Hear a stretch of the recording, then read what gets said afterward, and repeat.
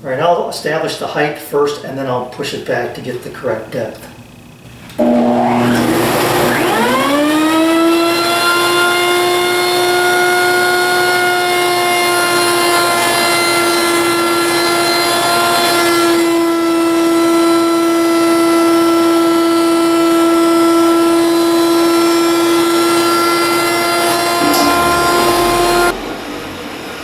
There it is.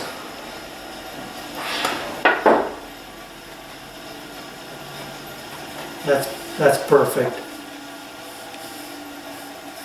All right, so I've got to square this up from where the bit was running out.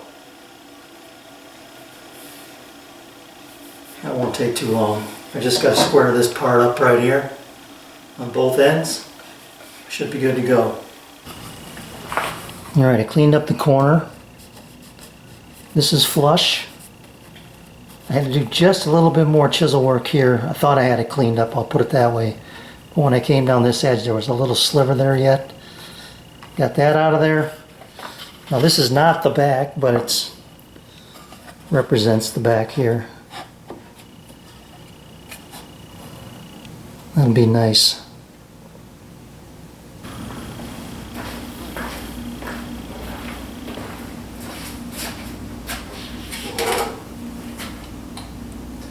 Been at this probably a little over an hour, and I wanted 3/8, and I ended up with about 370.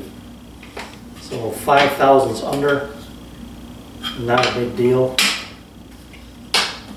But here's the other one. That one's 372. You just want them to be consistent. So they've all been run through the planer.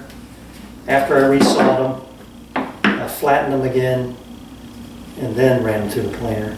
So this is my good pile. I've got 7 backs, 16 sides, and these are the ones that didn't make the cut. You can see there's still pencil mark on there yet on these. So they're usable pieces. This one's just got a little bit over here.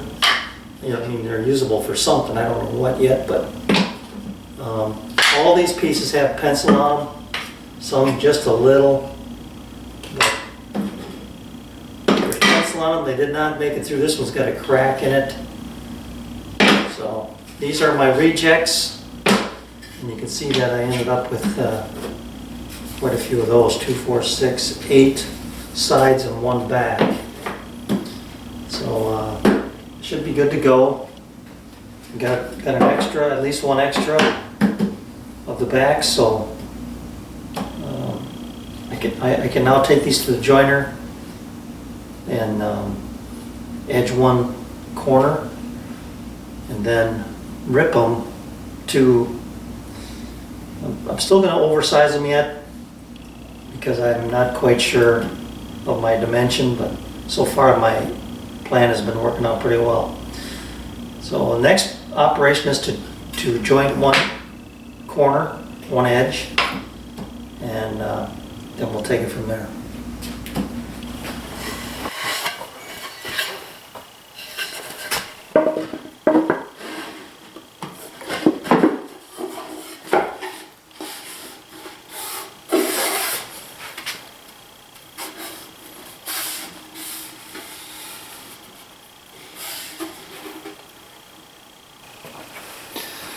All right, dead square. I mean, this is just, that's just perfect.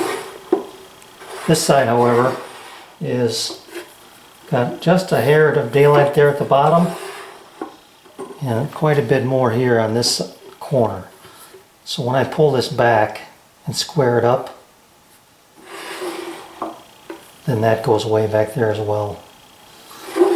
So I'll take care of that when I do the false drawer up on top here. Alright, so I got to mark this at 13 inches. So I just got my 321 block here and my Incra wraparound ruler. I made a mark here. And I'm going to go around and do this side as well.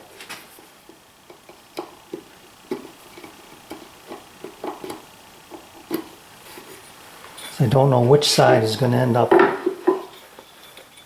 near the saw blade, I guess.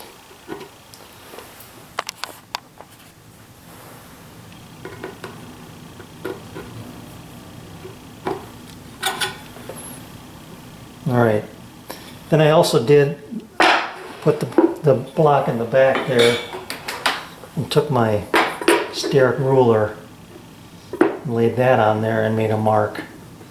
Now I believe that is just a hair high, but it'll give me a good indication when I go to cut it, you know, how close I am to these other pieces. So I'm gonna take this apart, go set up the table saw, crosscut sled, and just leave that line.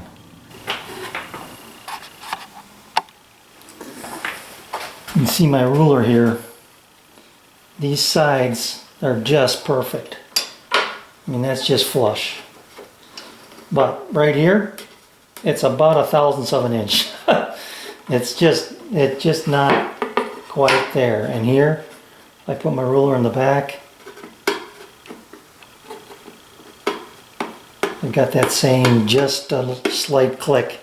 So I'm just going to correct this with a block plane, and that's just beautiful.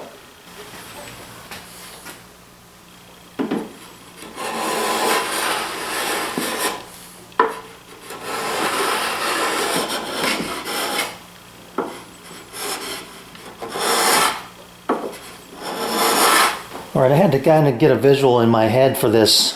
I've got my setup bars here. These represent the drawer sides at 2 1/8 inches. Plus, I got spacing of 40/1000ths in between each of them. But I'm a little proud up here by the thickness of a credit card. I mean, it's perfectly flush. And this measures